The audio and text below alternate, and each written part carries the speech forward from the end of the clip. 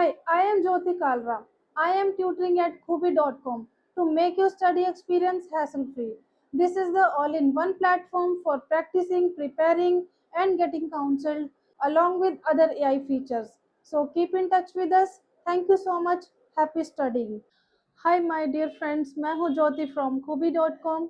मैं आपको यहाँ पढ़ा रही हूँ इंग्लिश ग्रामर। तो इंग्लिश ग्रामर का जो हमारा टॉपिक चल रहा है वो है प्रोनाउंस का।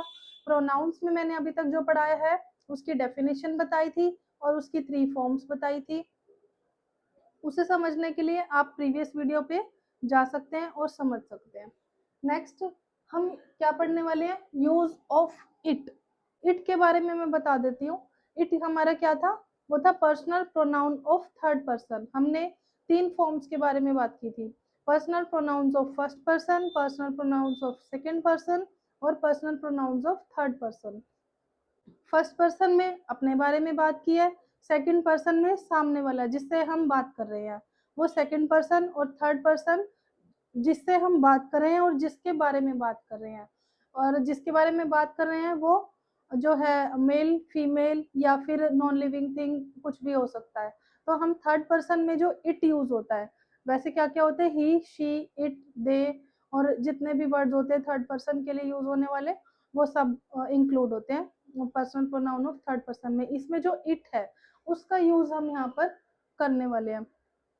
इट का यूज कहाँ कहाँ होता है, for example, here is your book, take it away. Here is your book, book क्या है, नाउन, ठीक है। और जो ये नाउन है ये कैसा है, नॉन लिविंग थिंग है।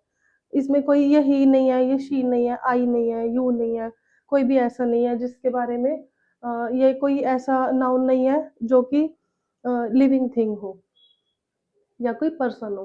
नॉन लिविंग थिंग है, इसके लिए हमने इट का यूज किया। Here is your book, take it away. The horse fell and broke its leg. घोड़ा गिरा और उसकी टांग टूट गई। घोड़ा क्या है, एनिमल। एनिमल्स के लिए भी इट का यूज होता है।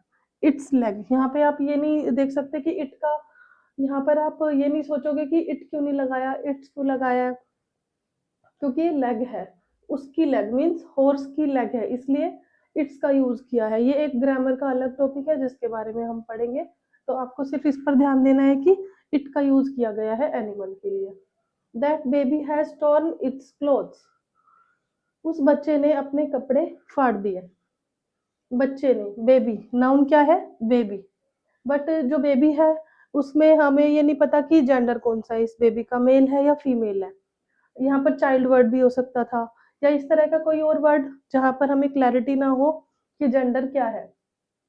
ऐसे सेंटेंसेस में भी इट का यूज होगा, इट्स क्लोथ। क्योंकि मैंने इस एग्जांपल में बताया था कि जो इट होता है वो नॉन लिविंग थिंग्स के लिए यूज होता है, बट जो बेबी है या हॉर्स है वो लिविंग थिंग्स है, ठीक है। तो हॉर्स क्योंकि एनिमल है इसलिए हमने इट का यूज किया है, और जो बेबी है उसका जेंडर क्लियर नहीं है इसलिए हमने इट का यूज किया है। He deserves his punishment. He knew it.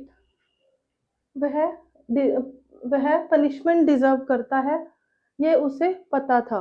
क्या पता था, इंफॉर्मेशन है ये, कोई कोई एक इंफॉर्मेशन है जो उसे पता थी।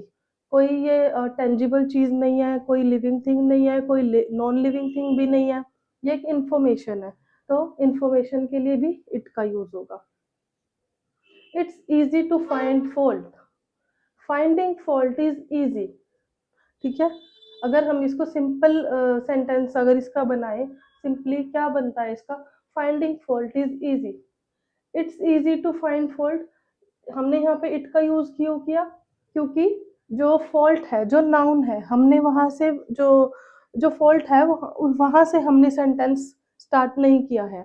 फॉल्ट को हमने लास्ट में लिखा है, नाउन लास्ट में है, पर हमको नाउन कोई चाहिए भी सही, और क्योंकि यहाँ पर कोई नाउन नहीं है तो इसलिए हमने इट का यूज कर लिया।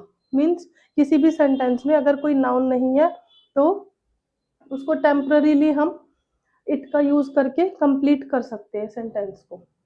It was I who first protested, अगर हम इसको ऐसे बोले, इसका पहले मीनिंग क्या है, it was I who first protested, वो मैं ही था जिसने सबसे पहले प्रोटेस्ट स्टार्ट किया, वो मैं ही था। यहाँ पर ये वाला सेंटेंस है, आधा सेंटेंस, इट वाज आई, ये इंपॉर्टेंट है समझना। अगर हम सिंपल देखें तो क्या बनता है, आई फर्स्ट प्रोटेस्टेड, मैंने सबसे पहले प्रोटेस्ट किया। सिंपल सी लाइन है, कोई फीलिंग इमोशन कुछ ऐसा इसमें एम्फेसाइज नहीं किया किसी भी वर्ड के ऊपर। पर अगर हम इस तरह से बोले कि इट वाज आई, वो मैं था, तो इससे क्या लग रहा है, कोई एक ऐसा सेंटेंस है जिसके ऊपर हमने जोर दिया है किसी बात पर। जैसे कि यहाँ आई पर जोर दे के बताया गया है, यहाँ पर हमने प्रेशराइज किया इस आई को अच्छे से, यहाँ पर हमने आई को एम्फेसाइज किया है कि वो मैं था। तो इस तरह के सेंटेंसेस जिसमें किसी बात के ऊपर ज्यादा जोर डाला गया हो, ज्यादा एम्फेसाइज किया गया हो, तो इस तरह के सेंटेंसेस में भी इट का यूज होता है as a noun. It was I, जैसे यहाँ पर इट था, यहाँ पर नाउन नहीं था तो टेम्पररी हमने इसको इट, नाउन को हमने इट बनाया। यहाँ पर भी ऐसा ही है। इट रेन्स या it snows. It rains, rain क्या होती है, रेन अपने आप में ही नाउन है, ठीक है, स्नो भी एक नाउन है, बट हमने यहाँ पे एस लगाया, रेन्स कर दिया और स्नोज कर दिया। तो ऐसा नहीं कि ब्लाइंडली हमको एस लगाने से या दोनों किसी भी नाउन पर एस लगाने से हमको उसके आगे इट लगा देना है, ऐसा कुछ नहीं है। हमें ये समझना है कि कोई नाउन है, हमने उसको वर्ब बना दिया, ठीक है। जैसे अगर हम इसी को कन्वर्ट करें तो जो ट्रांसलेशन होनी चाहिए लाइन की, वो क्या होनी चाहिए, रेन रेन्स या स्नो स्नोज, मतलब रेन बरस रही है या स्नो बरस रही है, ठीक है। बट हमने अगर इसको रेन को ही वर्ब बना दिया तो नाउन क्या रहेगा, वही सिंपल है जैसे यहाँ पर हमने किया था, यहाँ पे भी ऐसे ही हो जाएगा, हमने इट लगा दिया as a noun, it rains और इट स्नोज हो जाएगा।